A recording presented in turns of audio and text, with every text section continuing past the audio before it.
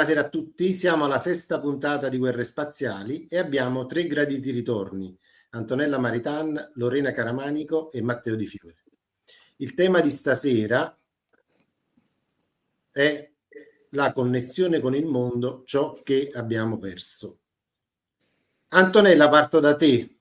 Ah, ok. Ripresentati un Buonasera. pochino per chi è alla prima puntata di Guerre Spaziali o alla prima puntata di Presenta il tuo libro, e parlaci un po' di te.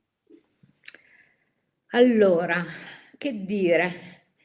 Vabbè, io ho conosciuto Giuseppe proprio grazie al fatto che ho scritto dei libri, 2 libri, che raccontano storie di esseri che sono già in un'altra dimensione. E quindi queste storie le ho trascritte in un libro e Giuseppe mi ha ospitato per la presentazione di questi libri. Ho scritto 2 libri in un anno. E anche se devo dire che sono quasi 30 anni comunque che ho fatto meditazione, ho fatto ipnosi, insomma sono quasi 30 anni che sono in un percorso di crescita, di consapevolezza, chiamiamola così. E poi è solo negli ultimi 2 anni che sono incappata in questa nuova possibilità che è di connettermi con esseri che sono già in un'altra dimensione. Questo è il riassunto di quello che sono. Molto veloce, ma... Qualcuno l'avrà conosciuta come Svuota Cantine, mo ha scritto Antonella Maritan, quindi... Sì, adesso basta. Mi do un'altra possibilità, dai. Invece abbiamo Lorena Caramanico, che definirei esperta di energia galattica Maya, ma lei dice che è solo una ricercatrice, quindi... Sì, è così. Rispetto al tema di oggi, è interessante parlare di cosa abbandonare, cioè cosa non c'è più del vecchio mondo. E i Maya questo lo sapevano molto bene, in quanto studiosi del tempo, dei grandi cicli cosmici, che uno dei più importanti si è concluso nel 2012, il 21 dicembre. Per le profezie Maya era la fine del mondo. In effetti questo è avvenuto. Il mondo come noi lo conoscevamo è finito, si è conclusa un'era che durava 26.000 anni e ovviamente tutto l'adattamento a questa nuova frequenza che sta prendendo piede adesso siamo proprio agli sgoccioli per cambiare frequenza. E quello che io studio, che è lo Tzolk'in, il sacro computo dei Maya, è appunto uno degli strumenti che abbiamo a disposizione per aiutarci a lasciare andare tutto ciò che è del vecchio mondo, che non ci serve più, e per fare quel salto di coscienza e di vibrazione che è richiesto in questo momento. E trovo veramente meraviglioso questo strumento e per me l'inizio di questi studi è stato il grande fermo che c'è stato per tutti, perché smettendo di fare tutto quello che eravamo abituati a fare, quindi la ruota del criceto, la schiavitù, fermi tutti, c'è un problema molto grosso. Quello mi ha dato l'opportunità di vedere il tempo e di avere del tempo per dedicarmi alle cose che mi interessavano, che volevo studiare. Quindi questo è un po' l'ambito di cui mi occupo adesso. Matteo, e tu? Io sono un po' più piccolino rispetto a voi altri e altre soprattutto. Ho 23 anni e ho pubblicato questo libretto qui, questo romanzo letterario, che è un po' un azzardo, vista la situazione letteraria attuale, un po' un azzardo, un bel po' coraggioso, ma se vogliamo legarlo al tema di oggi, si può dire quello che ho già detto altre volte, ovvero che questo libro, più che cercare un legame a livello narrativo col pensiero della persona, vuole contattare, termine che utilizzeremo spesso oggi, vuole contattare l'intuito umano, cioè qualcosa che rientra solo dopo nella coscienza. Quindi, come diceva l'altra volta Antonella, una cosa che mi è rimasta, che condivido e che mi è rimasta impressa, cioè questo intuito, questo sentire che noi abbiamo perso preferendo, anche se non l'abbiamo preferito, perché tutte le narrazioni ci hanno indotto a questo, la informazione ci induce a questo, i dati, altro paio di maniche, ci induce a questo, abbiamo perso il sentire in favore di una, passatemi il termine, razionalità a volte anche forzata. Però razionalità è un termine un po', diciamo, che ho trovato un termine che ho utilizzato di comodo, ma è quello che voglio intendere, cioè si è perso il legame con ciò che è profondo, con ciò che è inconscio, se vogliamo, cioè con ciò che non può essere colto, o meglio, con ciò che ci coglie immediatamente, cioè senza mediazione. Qualcosa che ci coglie senza la mediazione attiva della coscienza, del pensiero, qualcosa che ci coglie, io come dico nel libro, da sotto, cioè internamente, intimamente. Ecco. Antonella, come mai abbiamo perso questo contatto col mondo, col mondo interiore? E proprio perché abbiamo dato ampio spazio alla nostra parte razionale, principalmente. E poi ovviamente anche l'era dei cellulari, della tecnologia, l'era della televisione, dell'allontanamento alla terra, quindi il vivere nelle grandi città perché c'erano più opportunità di lavoro, eccetera, ci hanno allontanato dalla terra e di conseguenza con tutti i suoi ritmi. I contadini una volta seguivano determinati riti che c'erano e sapevano, non perché qualcuno gliel'avesse insegnato, ma sapevano perché sentivano che la stagione dopo sarebbe stata in un modo piuttosto che in un altro e quindi seminavano piuttosto in un momento piuttosto che in un altro, seguivano anche i ritmi della luna, avevano tantissime conoscenze. Noi queste conoscenze le abbiamo perse, però tutto secondo me fa parte di un'evoluzione alla fine. E siamo come arrivati un po' al capolinea, quindi dobbiamo, non dico fare marcia indietro perché non è più possibile fare marcia indietro, ma prendere tutto quello che una tecnologia ci può dare oggi e utilizzarla in un modo benefico per noi, per la nostra vita, di modo che abbiamo più tempo da dedicare a noi stessi. E questo è l'unico modo che abbiamo adesso per poter andare a recuperare un determinato nostro modo di sentire. Ovviamente dobbiamo iniziare a guardare noi stessi e la vita con occhi diversi, perché abbiamo perso principalmente il senso della bellezza e questa è una cosa innata nell'uomo, il fatto di nascere ricercando la bellezza, è un qualcosa che è dentro di noi.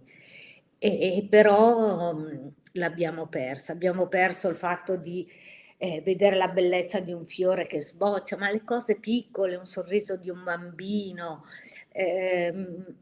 il cambio delle stagioni, non ci accorgiamo neanche più che stanno cambiando le stagioni, se non che dobbiamo cambiare guardaroba, assaporare un cibo, ma un cibo di stagione, perché ormai c'è tutto, tutto l'anno. Quindi andare a recuperare veramente queste piccole cose che però ci aiutano a restare in contatto con noi stessi e con il ritmo della natura e quindi il ritmo della terra.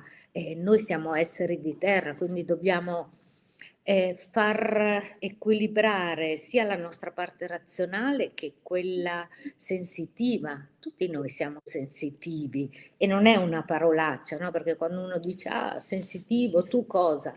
Ma io niente, sensitivo vuol dire che sento, inizio a percepire con i sensi che non sono solo quelli fisici, ma sono anche con quelli più sottili, energetici. E poi, vabbè, la ricerca di tutto questo deve sempre avvenire dentro noi stessi. Però se non svuotiamo le cantine viene difficile perché abbiamo tantissime informazioni, tantissime cose che vanno a creare un blocco nel nostro cervello che dice basta, cioè, non riesco più a capire la verità, cosa è giusto o sbagliato, non riesco più a sentire niente. Imparare a respirare, perché noi non siamo capaci più di respirare in un modo giusto, respiriamo tutto in alto piuttosto che con la pancia, e questo è già un metodo di guarigione che gli anziani lo sapevano, conoscevano tutto, dobbiamo solo andare a recuperare determinate conoscenze e portarle nella vita di tutti i giorni.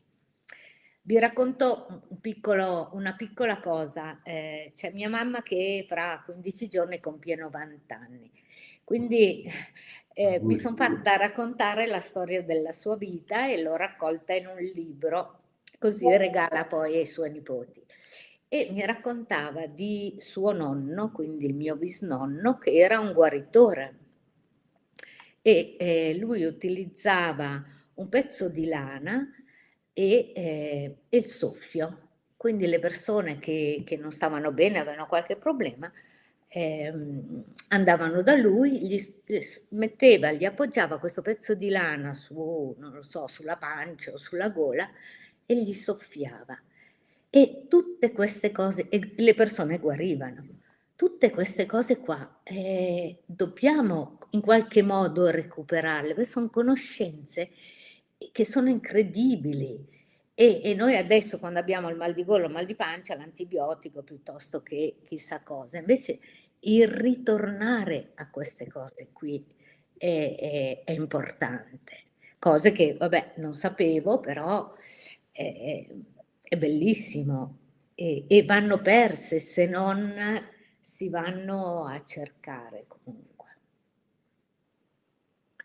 Lorena, in settimana, la settimana scorsa, precisamente il 29 di gennaio, è venuta Veronica Green e ha parlato del calendario cinese. Io ti ho nominata anche, non so se ti fischiavano le orecchie, insomma.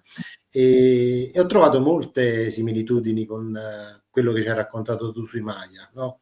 E la cosa che mi ha colpito poi in queste similitudini, vabbè, i mesi non erano sempre 13, ma erano 12, comunque erano mesi lunari, e i loro calendari erano basati poi, come diceva prima Antonella, sull'agricoltura, sulla semina, noi invece abbiamo calendari basati sul campionato di calcio, insomma, magari al posto dei simboli degli animali abbiamo la Tesla, abbiamo il telefonino, insomma, eccetera. E quanto invece in questo calendario, no, che ci hai descritto l'altra volta, viene rappresentata quella natura che portava Antonella prima? La natura è racchiusa negli archetipi, ci sono 20 archetipi che rappresentano il ciclo della creazione e il nostro ciclo evolutivo, perché si parte col drago, ad esempio, che rappresenta la nascita, l'accudimento, la grande madre che si occupa e nutre quello che il nuovo arrivato. Poi faccio una carrellata veloce per descrivere brevemente gli archetipi che viviamo, incarniamo, e più ne siamo consapevoli, più queste energie che permeano ogni giorno, ci aiutano a rimetterci nella frequenza della natura, a centrarci nel qui e ora. E oggi ad esempio è Mago Bianco, e il Mago Bianco è proprio l'archetipo della temporalità, del stare nel momento presente, perché solo stando nel momento presente che possiamo goderci quello che c'è. Non abbiamo le preoccupazioni e le ansie del futuro, e non abbiamo neanche i rimpianti o le nostalgie del passato. Quindi nel qui e ora abbiamo l'opportunità di cambiare anche il modo di percepire la realtà, ed è così che creiamo e incantiamo. Il mago è anche quell'archetipo che crea la realtà, crea la propria realtà. Quindi centrandoci nell'adesso, come diceva Antonella prima, ci riconnettiamo con noi stessi, e lo talking è anche un modo per andare dentro di sé e scoprirsi. Poi c'è l'archetipo del vento, che rappresenta lo spirito, una connessione e la comunicazione. La notte è l'intuizione, è l'andare dentro noi stessi, negli angoli magari più bui dell'inconscio, e accedere a tutta quell'intuizione che la nostra mente razionale magari non dà spazio. C'è il seme, che rappresenta la maturazione dei nostri talenti, il fiorire. Poi c'è il serpente, che è la nostra connessione con il corpo, onorare il corpo e sentire l'istinto. Poi c'è l'allacciatore dei mondi, che è quello che connette il mondo, quello invisibile, con quello visibile. Un po' quello che il dono che ha Antonella, quello di creare un ponte, un collegamento, essere, nel suo caso è essere, un collegamento tra i mondi. E ogni giorno, ad esempio, se ci concentriamo su queste energie e le conosciamo, e cerchiamo di inserirci in questo flusso di energie, è tutto più semplice, tutto più bello vivere. Poi c'è la mano, che rappresenta la conoscenza. Sono 20 gli archetipi, non vado avanti fino alle 2 di notte di stasera. C'è la mano, che rappresenta la conoscenza, la guarigione di noi stessi. La stella rappresenta l'eleganza, la bellezza, l'armonia, il creare il bello attorno a noi. Poi c'è la luna, che rappresenta la purificazione, le emozioni e l'acqua, l'emotività. Il cane rappresenta la connessione, nello scherzo. L'umano, la nostra facoltà di scegliere, il libero arbitrio, la libera scelta, e la saggezza superiore. Poi c'è il viandante dei cieli, che è quello che esplora l'ignoto, quindi va fuori dalle zone di comfort e sperimenta cose nuove, mai viste. Poi c'è il mago, di cui ho accennato prima, che è quello che si centra nel qui e ora e incanta la realtà e crea la realtà che desidera. Poi c'è l'aquila, che è quella che ci dà il dono della visione, una visione più ampia rispetto a quella che abbiamo qui sul pianeta Terra. L'aquila è in volo e ci fa vedere un disegno più ampio, cioè magari situazioni che noi non riusciamo a comprendere dalla nostra prospettiva, da una prospettiva più elevata riusciamo a vedere le varie connessioni che si creano con il tutto, con il grande disegno. Il guerriero è quello che non agisce con la forza, ma agisce con l'intelletto, con il coraggio. Poi c'è la Terra che rappresenta la nostra crescita evolutiva, la navigazione su questo pianeta Terra, questa pianeta scuola dove possiamo imparare un sacco di lezioni e ci insegna a vivere in sincronicità. Poi c'è lo specchio che è quello che riflette tutto quello che c'è. Infine la tempesta che trasforma e genera un movimento interiore, esteriore che spacca tutto. E infine c'è il sole che è il punto di arrivo e di inizio, che è l'illuminazione, il fuoco universale, diciamo. Questi sono un po' i 20 archetipi che si continuano a ripetere ciclicamente. Quindi ogni giorno ci si collega a questa energia e si vive, diciamo, secondo questi ritmi naturali. Ecco. Credo che si sia bloccato tutto. Vedo... Sì, sei un po' frizzata, ma non ti preoccupare, vai. Ok. Quindi il susseguirsi di questi cicli ci aiuta non solo a capire chi siamo, perché ognuno di noi è nato in un determinato giorno e quel giorno c'era una determinata energia e quell'energia ci serve per capire chi siamo e perché siamo qui, cosa siamo venuti qui a fare, perché sono quelle le grandi domande che la frequenza del mondo che abbiamo da lasciare andare non ha più, cioè ci ha sempre distaccati da farci queste domande, ci ha distratti con il lavoro, con il calcio, con la qualunque, per evitare che noi ci ricordassimo chi siamo e perché siamo qui. Non siamo qui per perdere il tempo o per ammuffire davanti alla televisione. Siamo qui per fare ben altro. E io trovo che questo strumento sia straordinario per aiutarci a fare queste domande, a conoscerci, a conoscere gli altri e ad entrare meglio in contatto con il prossimo. Ecco. Questo. Continuo a vedervi bloccati. Sì, sei bloccato. Prova a uscire mentre parla Matteo. Ok. Credevo fosse un problema mio di connessione, invece no. Perché Vabbè, sei in una buona postura, quindi va bene. Matteo, perché siamo qui?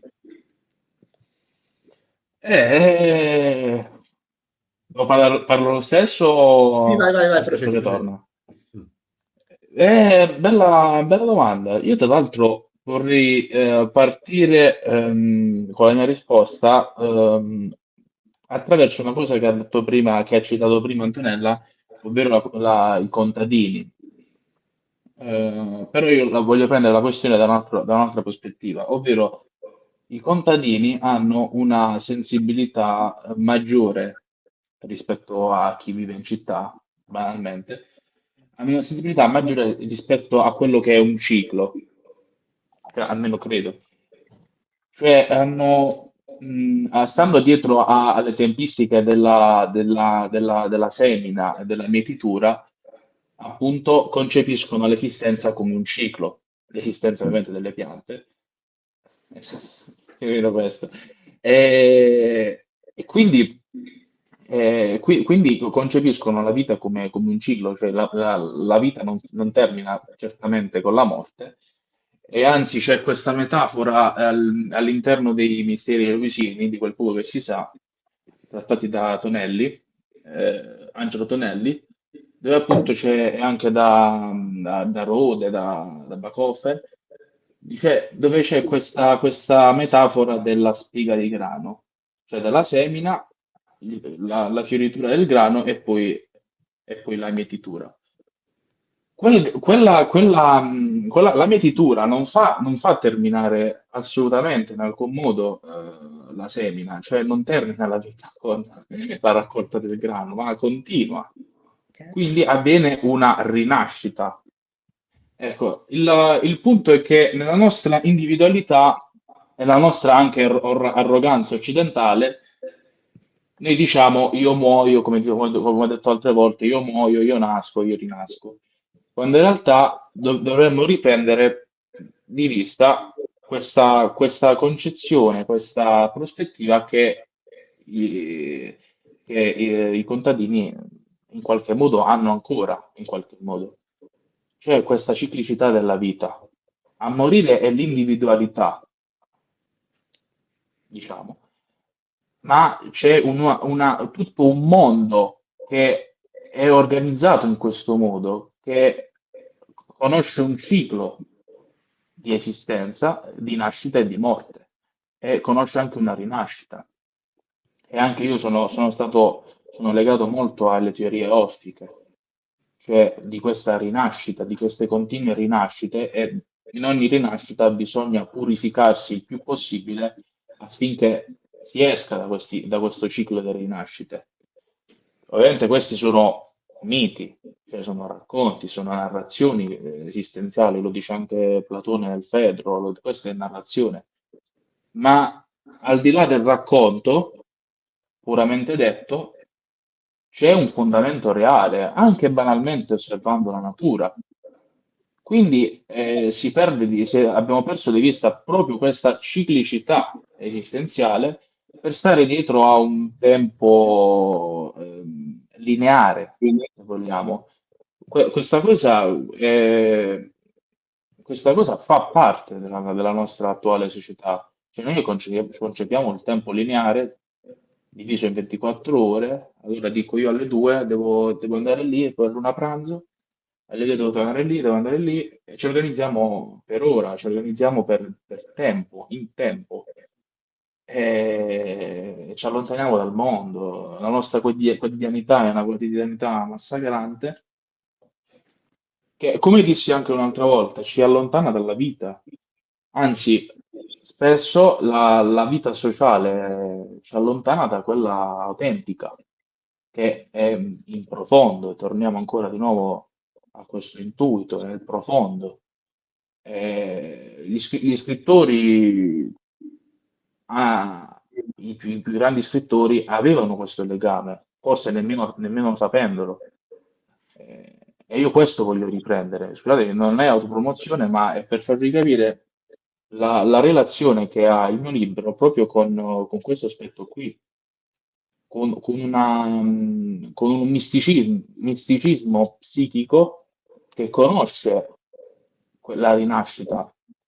Quindi la morte non deve in alcun modo spaventare, anzi, l'unico che può pensare alla morte è il morto. Non lo conosciamo certo noi la morte. Ma appunto gli scrittori o lo scrittore, diciamo, ideale, deve tener conto di questo, cioè che la narrazione ha questa importanza sull'esistenza, non è dare speranza, è semplicemente riuscire a cogliere in profondo cosa c'è. E, ma sentirlo, ecco, sentirlo, non descriverlo. La descrizione poi è un post, e può essere anche fallace. Il sentire, l'intuire Dionisiaco, che conoscevano i misteri eleusini, quello bisogna riprendere. Tra l'altro poi anche proprio il mito dei misteri eleusini è bellissimo, con Demetra che vuole recuperare sua figlia, una figlia rapita da Ade, vuole riprenderla. E infatti proprio tutta la rappresentazione religiosa dei misteri, quel poco che sappiamo, è proprio una scenata di quel mito. Quindi qui si entra, vabbè, anche nella questione attoriale che ho già affrontato in altri casi. L'attore che perde di vista appunto la sua natura estatica, se vogliamo, quella dei riti bacchici o i riti eleusini, per simulare un'altra vita umana, e questo è il problema. Quando in realtà la divinità ha la sua importanza, e se riesce a raggiungerla, tanto di cappello. Cioè,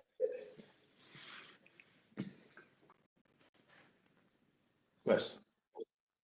Antonella, è una domanda che voglio rivolgere a tutti. Quante ruote di criceto hai ancora nella tua cantina? Beh, bella. Però volevo dire due cose a Matteo in base a quello che ha Vai, vai, vai. detto. Allora, primo ti consiglierei 2 libri sulla morte, che sono molto interessanti se non li hai letti, eh. Dopo Giuseppe mette il link, mette la foto. Sono i miei, Ho capito già quali. Ok. Ecco, perfetto. Che magari trovi qualche aggancio importante. No, poi anche la frase che tu hai detto che la morte è solo per il morto. In effetti non è vero, la morte è per chi rimane, perché il morto per lui non è una morte, visto che c'è una vita di là. Quindi la morte è per noi, per quelli che rimangono, che considerano l'altra persona morta. Ma il morto gliene frega niente, lui vive ancora, quindi per lui non è morte. E quanti criceti ci sono ancora nella cantina? Nella mia cantina o nelle cantine in generale? No, nella tua, nella tua. Ah, ok. Beh, sai, comunque ognuno di noi alla fine ha questi eh, criceti, Queste ruote. queste ruote che continuano a girare e dobbiamo andare comunque a vederli e cercare di fermare un attimo la ruota e poi cambiare gioco, perché alla fine penso che sia questo, il cambiare gioco. Ormai abbiamo visto che tanti giochi in questi anni, poi dove Lorena prima diceva il tempo è accelerato in una maniera incredibile e di conseguenza tutto avviene in un modo incredibile. Se prima ci mettevano, che ne so, 100 anni a succedere 2 o 3 cose, adesso nel giro di un anno non si riesce neanche a stare dietro a tutto e a sapere come funzionano tutte le cose. Quindi dobbiamo accelerare, da una parte dobbiamo accelerare determinati processi, ma dall'altra invece cercare di diminuire altri processi e questo lo possiamo fare solo conoscendo noi stessi e avendo bene in mente che cosa siamo venuti qua a fare, qual è il nostro scopo di vita, qual è il senso della nostra vita, indipendentemente da tutto quello che succede al di fuori. Quindi se bene o male ho qualche indizio su queste domande, allora riesco a cercare di fermare quella ruota dei criceti e ovviamente a fermare la mia mente, perché io penso che i criceti siano dentro la mia testa e di conseguenza fermo i pensieri e cerco di indirizzarmi verso il mio scopo, il senso della mia vita e questo avviene sempre ascoltando noi stessi e connettendoci con il tempo giusto, che è un tempo molto più tranquillo, pacato. Mi connetto con la natura, lo so che mi ripeto, ma le cose sono queste. E mi connetto con i miei bisogni, con la conoscenza anche di me stessa, anche a livello fisico, perché abbiamo perso anche questa conoscenza, come abbiamo, che ne so, un'unghia incarnita, andiamo dal medico, per qualsiasi stupidata, e perché non ci conosciamo.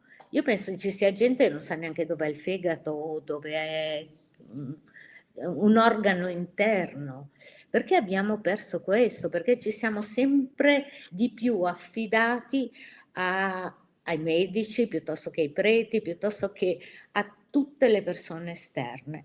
e quindi è difficile affidarsi sempre in tutto agli altri e poi cercare di recuperare per entrare in noi stessi e conoscerci. E quindi vediamo di fermare un attimo questa ruota dentro di noi che continua a girare, trovare il nostro tempo e trovare lo scopo della nostra vita, o perlomeno avere qualche indizio. Lorena qualche indizio me l'ha dato, e delle conferme anche, ad esempio attraverso il suo mezzo.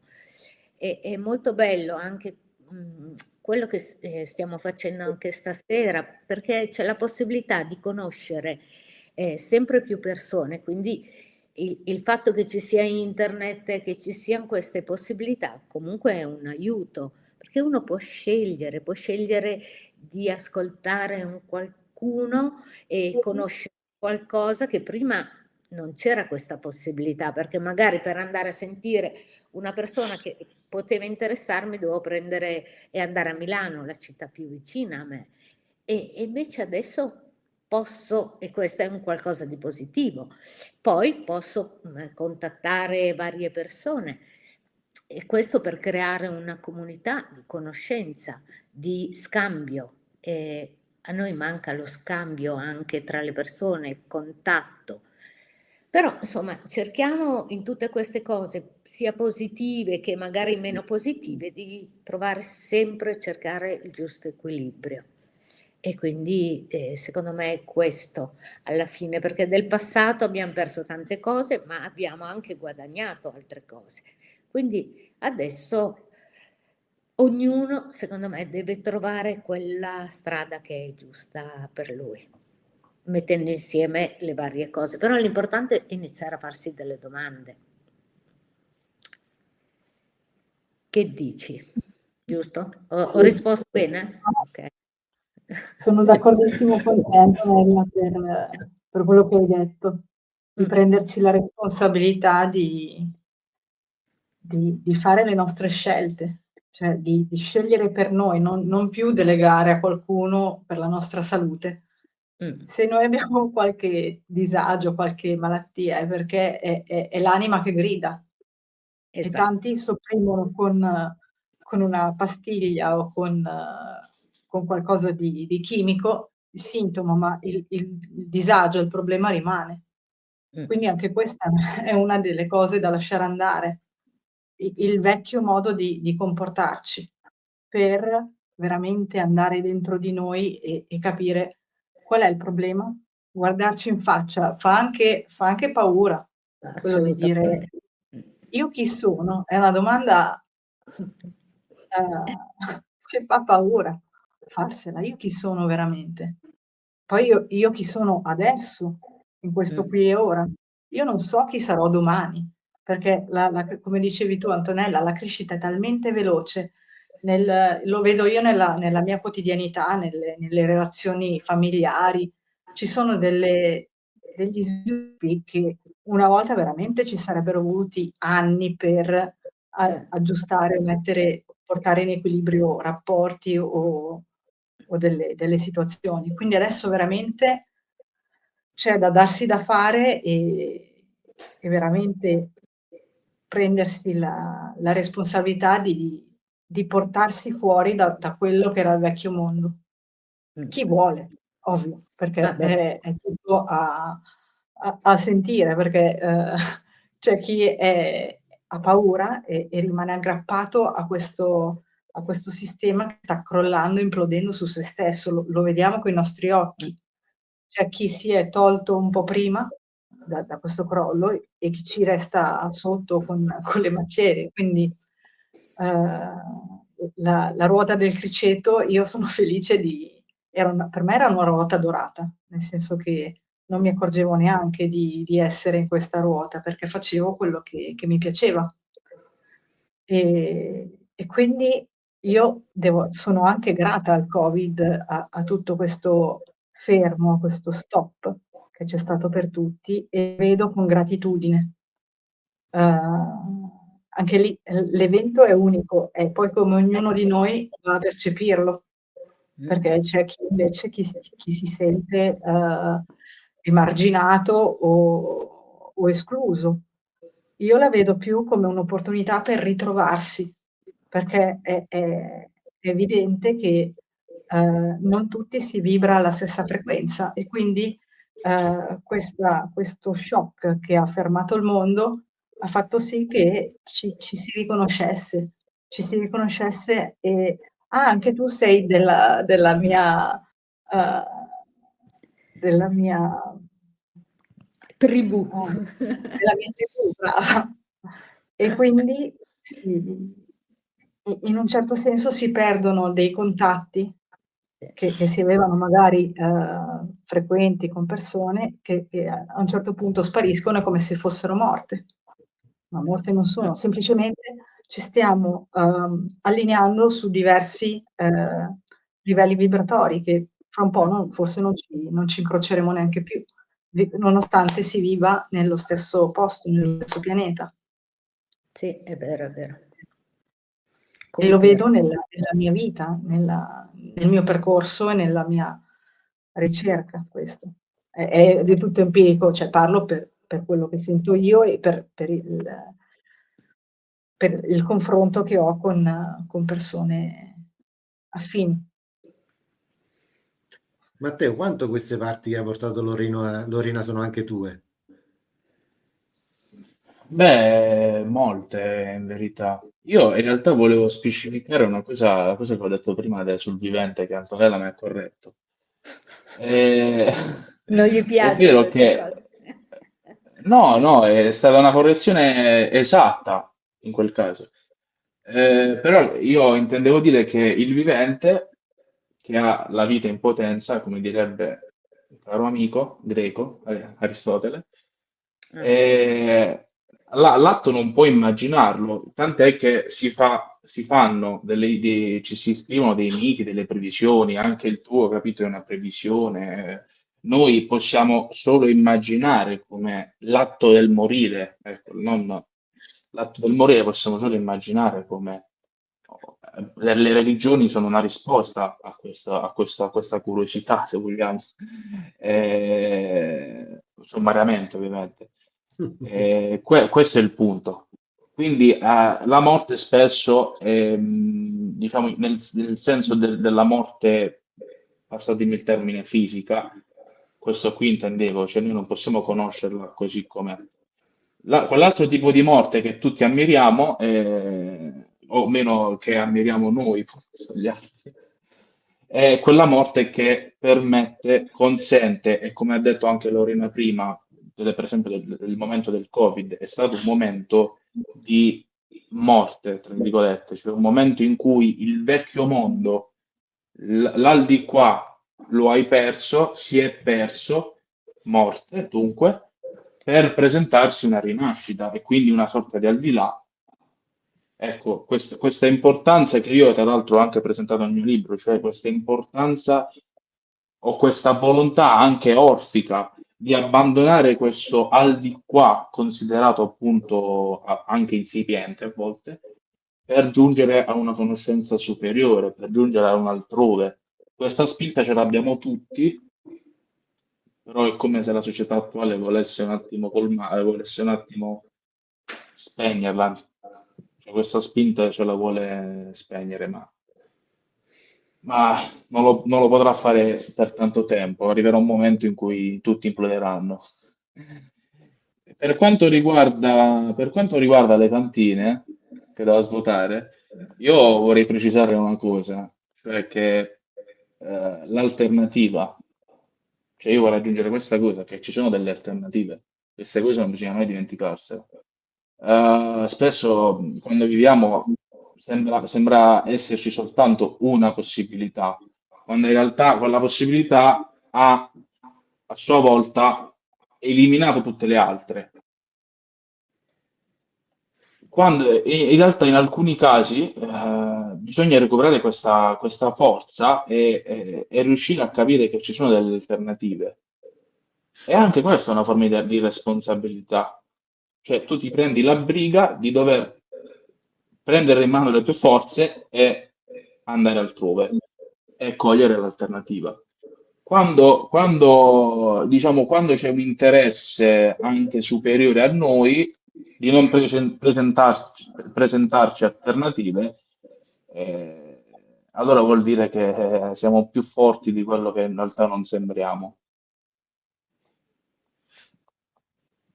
Le cose che mi avete detto mi hanno riportato un po' all'antropologo Marc Augé, che parla del fenomeno della surmodernità, no? E dice che praticamente poi i maggiori pensatori, insomma, identificano nella globalizzazione tutto quello che stiamo vivendo, no?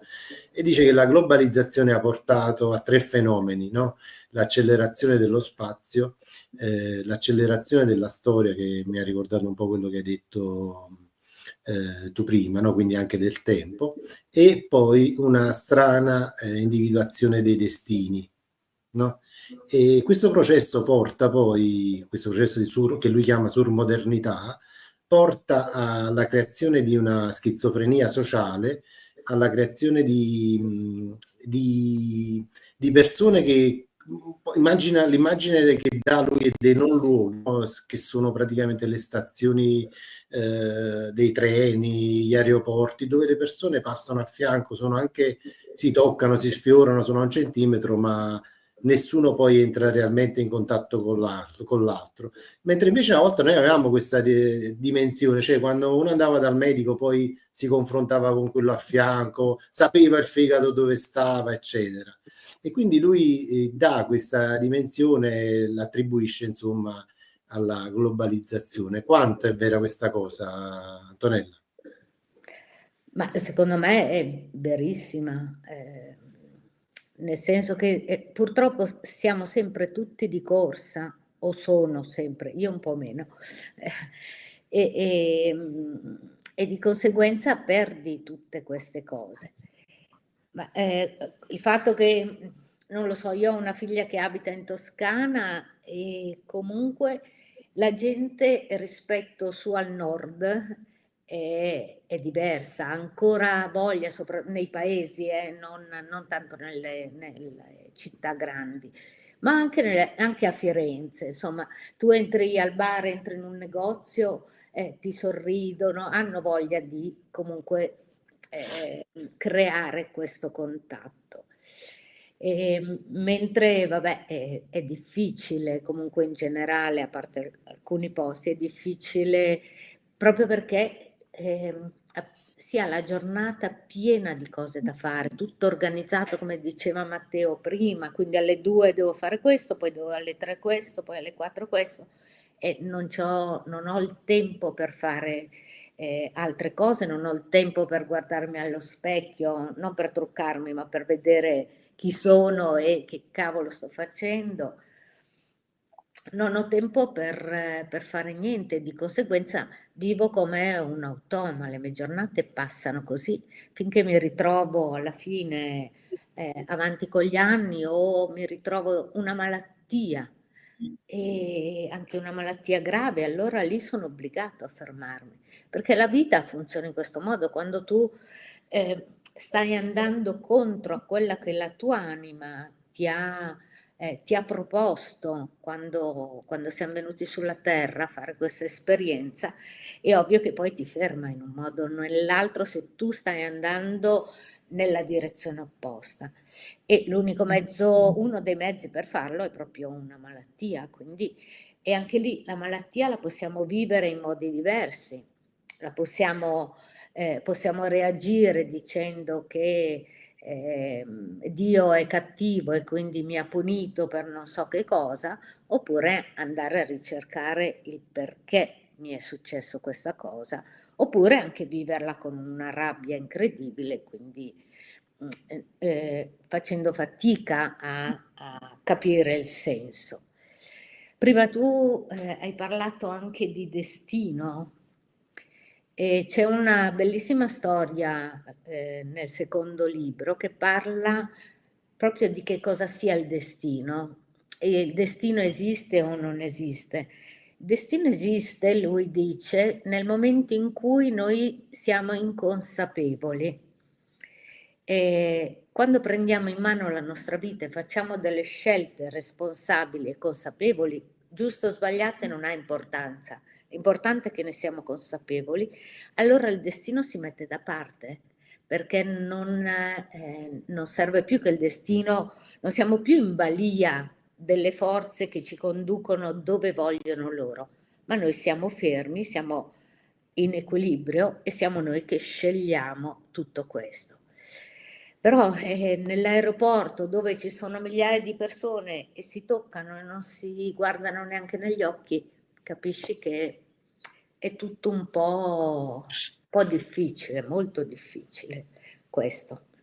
Arrivare poi a comprendere un destino, a comprendere chi siamo, a fermare il nostro tempo. Però secondo me la vita adesso ce lo sta quasi imponendo tutto questo. Ci sta fermando un po' perché c'è tanto bisogno, necessità. Ci sono tante persone ammalate, tante persone che stanno soffrendo, sia a livello fisico che a livello psicologico. Quindi è un'evoluzione, andiamo avanti e questo io sinceramente, visto che ho comunque più di 60 anni, sto cercando di mettere dei semi per le future generazioni, ovviamente, che le future generazioni sono Lorena e Matteo e magari anche i miei nipoti, ovviamente, no? E questo serve a loro, serve a voi. Ma lo dico in un modo felice, contenta, perché comunque ho messo quel seme che qualcuno poi un domani raccoglierà quel fiore o quel frutto, e questo mi fa stare molto bene, sono contenta. Lorena, lo scendere dalla ruota del criceto, no, ti ha portato delle sofferenze. Che energie poi ti sono tornate e puoi raccontare a qualcun altro per dare il coraggio poi anche a qualcun altro, insomma, di scendere da questa ruota? Sofferenze, non posso parlare proprio di sofferenza. Sì, rimuovere gli strati di pelle e tutte le incrostazioni del vecchio modo di vivere non è indolore toglierli.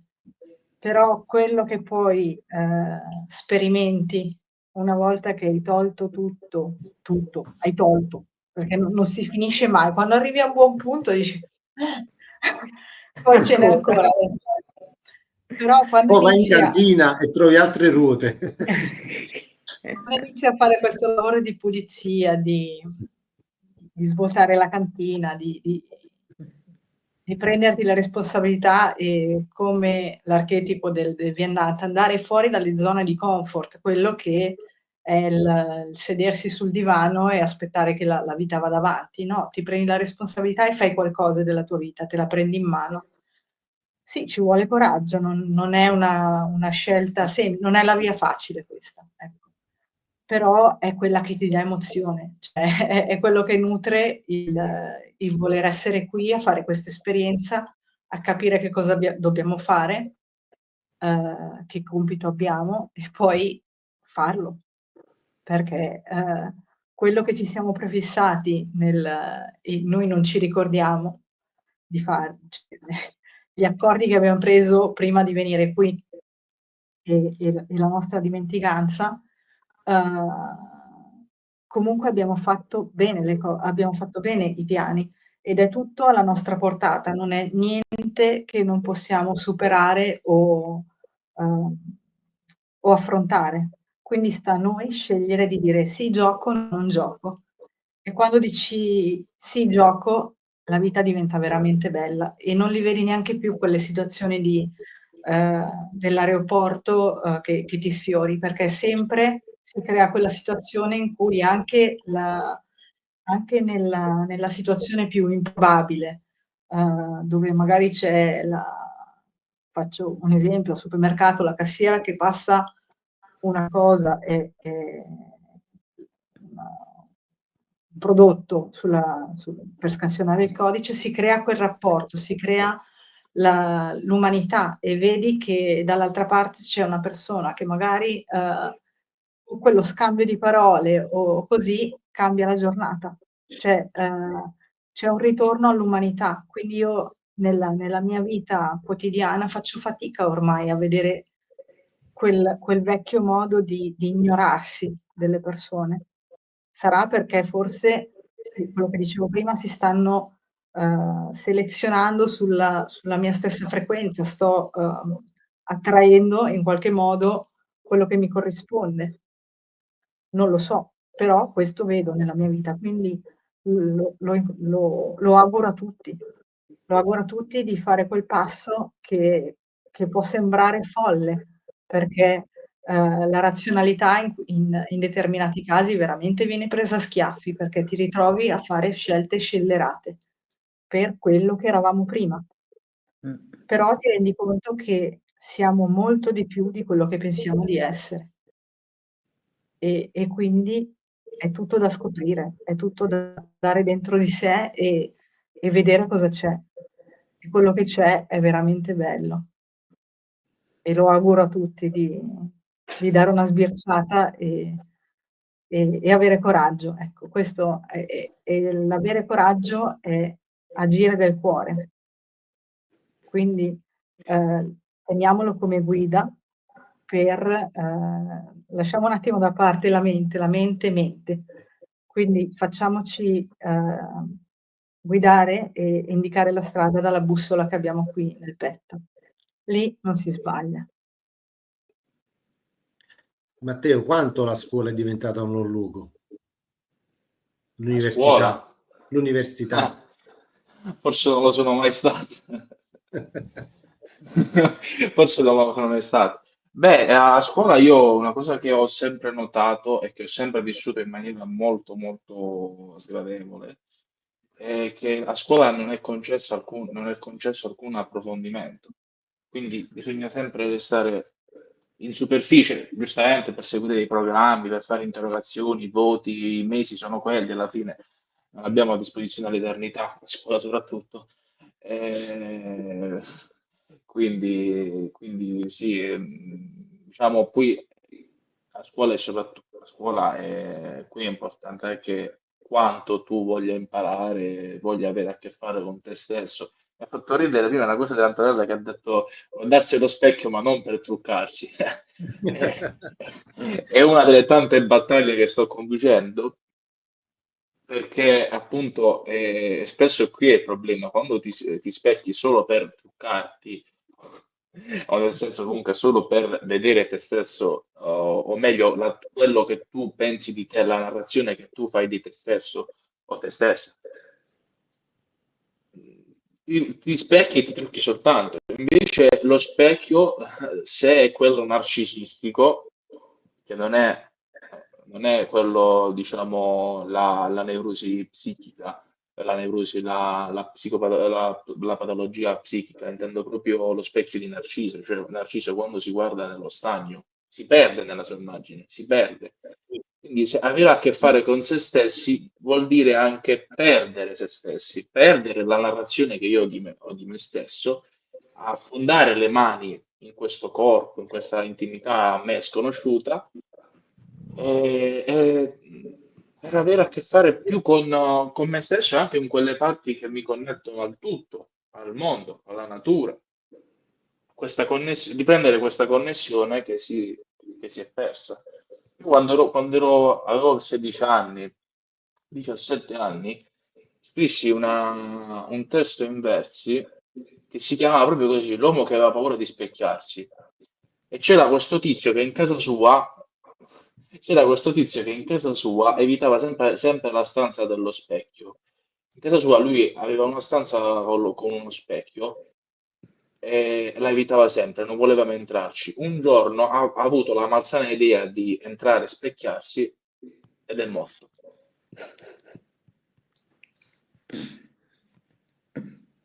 Quindi sì, anche qui ritorna la questione della rinascita.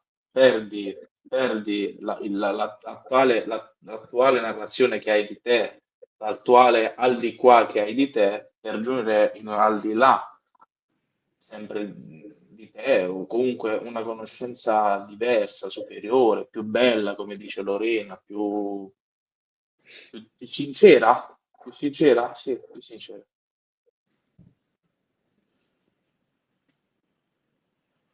Specchiamoci un po' in Netflix, dai. Antonella, che Dimmi. progetti hai? Parlaci un po' dove possiamo trovare il tuo libro, i tuoi libri, che cosa stai scrivendo. Allora, sto scrivendo ovviamente il terzo, perché hanno necessità proprio di raccontarsi e quindi non mi lasciano stare e devo scrivere. I libri, il primo è Ricordati di me, Storie di chi non c'è più, e secondo Viaggio verso l'ignoto, e comunque questo qua rosso, Storie di chi non c'è più, è molto, sono semplicemente storie, semplicemente insomma, però non raccontano molto di quello che c'è nell'aldilà e come è avvenuta la loro morte, mentre nel secondo è molto più specifico, quindi raccontano molto quasi tutti di come è avvenuta la loro morte e cosa stanno facendo adesso. Questi libri si trovano online dappertutto, in qualsiasi posto, e quindi sono assolutamente comprabili da tutti.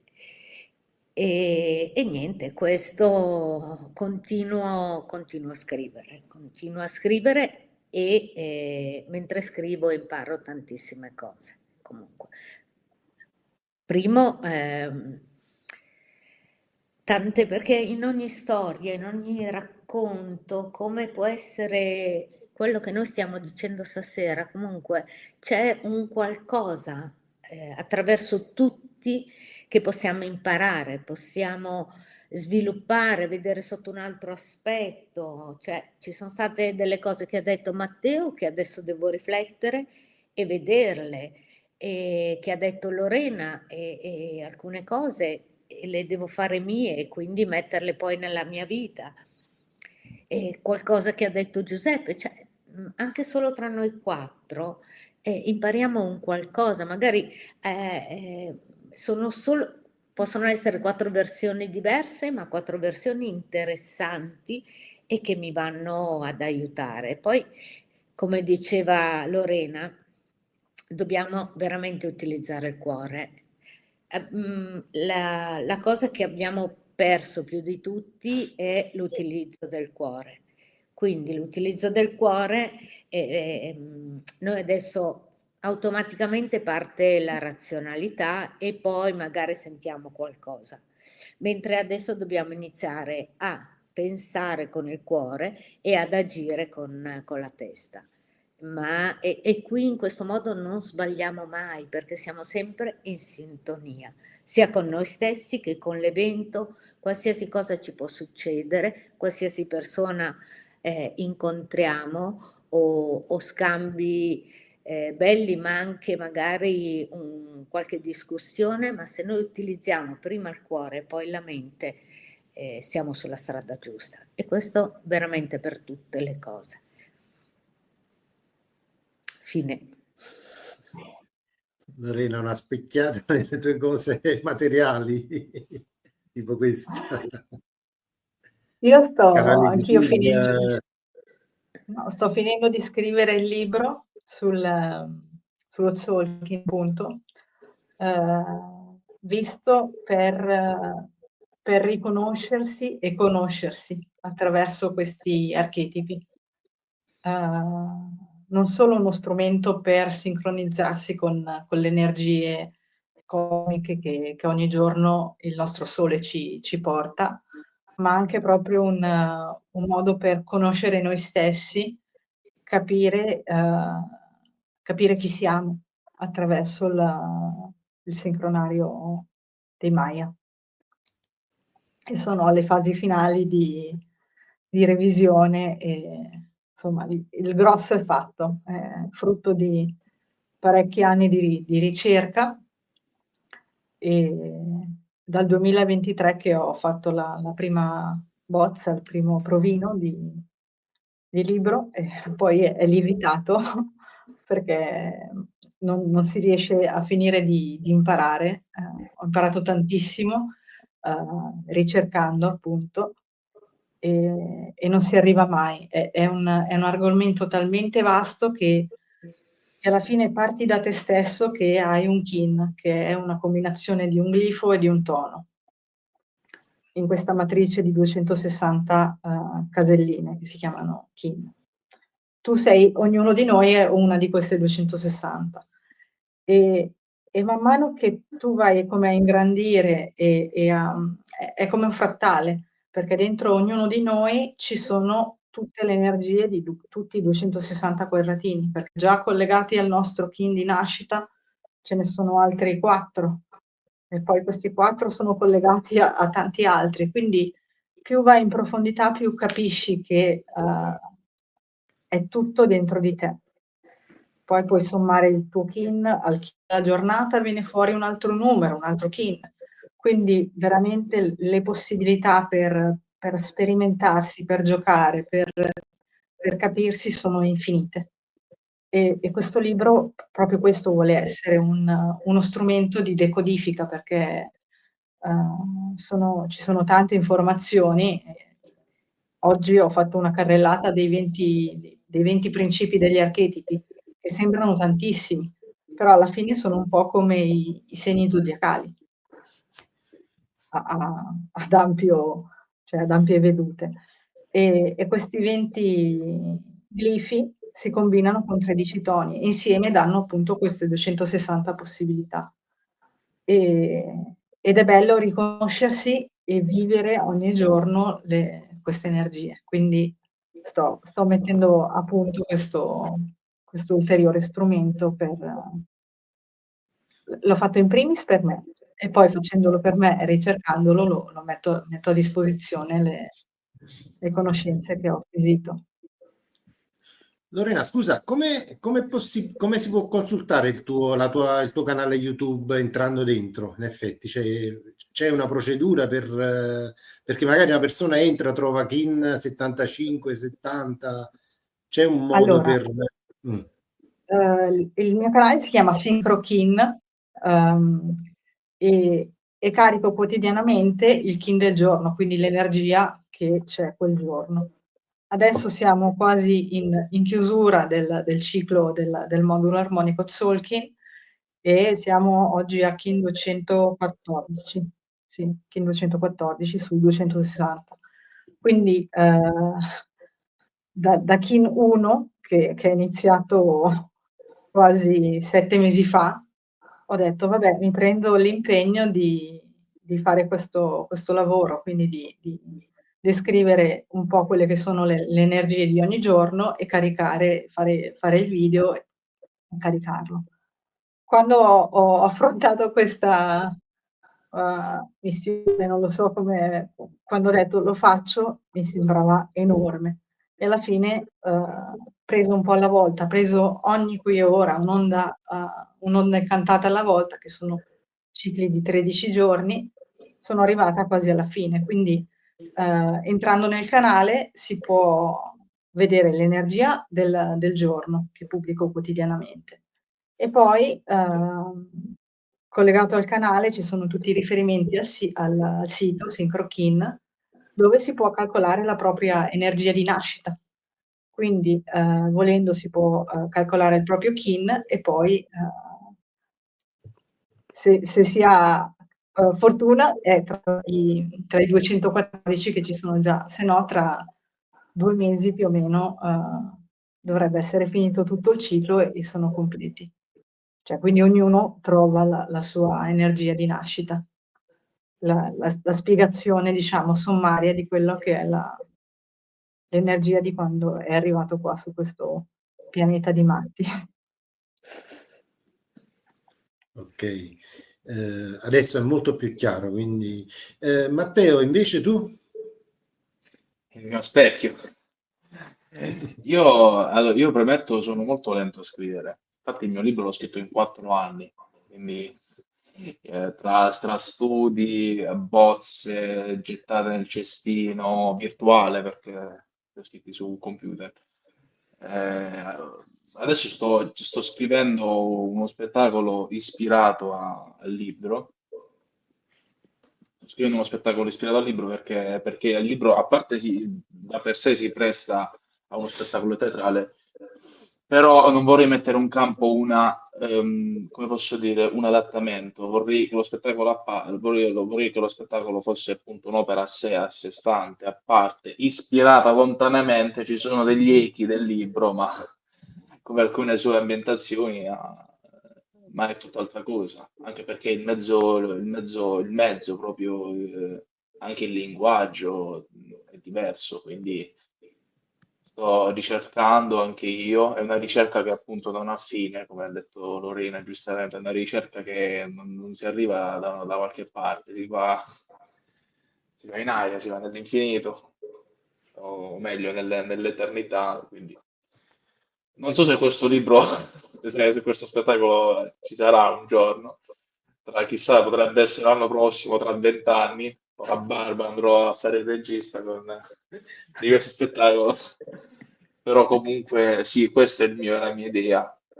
Di libri, cioè di romanzi, ancora non ho in testa qualche idea, ma sono molto lento a scrivere. Poi non sono uno che fa pratica scrivendo, nel senso faccio dei test, no? Io se ho qualcosa da scrivere scrivo, altrimenti no, non metto lì a scrivere a buffa, come molti consigliano. Quindi questo è il mio specchio, il mio progettino. Insomma, sei rimasto Molto attaccato umile. alla domanda, è cominciata. È cominciata? È cominciata? Sì, sì, sì, sì. È finita? È finita? È finita, è cominciata. Ragazzi, un saluto veloce a chi ci ha ascoltato, da Antonella. Allora, io volevo chiudere questa sera con tutte quelle cose belle, interessanti che ognuno di noi ha detto. Ehm, Chiudere un po' in bellezza, perché dicevo all'inizio che abbiamo perso questo sguardo verso la bellezza, verso le cose belle. La prima cosa bella che siamo noi tutti, noi siamo una cosa stupenda e volevo anche così dare un consiglio per utilizzare un po' di più il cuore. Giochiamo, non lo so, a nascondino, giochiamo, recuperiamo veramente quella parte bambina che è dentro di noi. Giocare a nascondino, ad esempio, è un esempio, anche in casa, non è che dobbiamo uscire, anche tra le coppie, ma aiuta a lasciare andare la tensione della giornata, aiuta a ridere. Noi abbiamo bisogno di ridere, cosa che non facciamo più perché siamo sempre presi da tante cose. Quindi giochiamo e ridiamo. Grazie, grazie a voi e grazie a chi ci ascolterà. Dorina. Io mi aggancio ad Antonella che ha detto una cosa veramente importante, che è di giocare, prendere questo viaggio su questo pianeta come un divertimento, e dovremmo scrivercelo dappertutto e ricordarcelo ogni volta, ricordarci di essere felici. Dovrebbe essere quello l'obiettivo appena apriamo gli occhi, che abbiamo finito di sognare, quindi siamo da altre parti di notte, ci svegliamo, arriviamo in questa dimensione e dovrebbe essere il nostro obiettivo fare quello che ci rende felici, essere felici. Così si possono escludere tranquillamente malattie e si vive un'esistenza bella e armoniosa, insomma, quello che ci si circonda di bellezza. Questo. Grazie a tutti che ascoltano e che ascolteranno questa chiacchierata, e a presto. Grazie a te. Matteo? Beh, io ripropongo quello che ha detto Lorena e sottoscrivo quello che ha detto Antonella, semplicemente. Sono cioè, riprendere l'importanza seria del gioco, punto. Non c'è altro. Seria nel senso, come come i bambini giocano, ma giocano seriamente, cioè quello è il loro mondo, capito? È il gioco. È quello, cioè questo è il punto, questo è il punto. Punto. Punto. Non ho da aggiungere altro, veramente. Mi avete proprio tolto le parole di bocca entrambe, perché sì, sì, è quello che dico, e soprattutto anche recuperare, per quanto c'è possibile, una critica, non un pensiero critico, ma anche proprio la capacità di mettere seriamente in dubbio o giocosamente in dubbio quello che giocosamente un altro ci passa, non tanto giocosamente.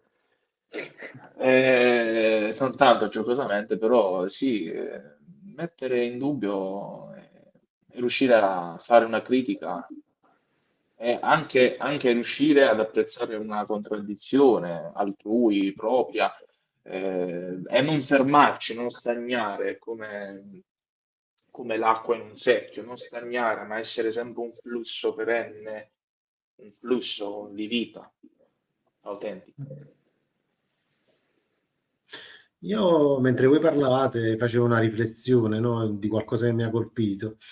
Cioè, nonostante i temi che trattiamo si somigliano, no, perché magari quelli, la caverna di Platone, il 2025, e nonostante gli ospiti, poi magari è un ritorno degli ospiti, però poi gli argomenti cambiano e sono sempre più ricchi, ci sono sempre tanti spunti diversi di riflessione. Questa è una cosa bella che vi lascio, insomma, e che lascio pure a chi ci ha ascoltato. Cioè, oggi me ne vado comunque, come diceva prima Antonella, più ricco e più cresciuto, anche perché comunque ho avuto la possibilità e il vantaggio, insomma, di stare qui con voi stasera e ascoltarvi.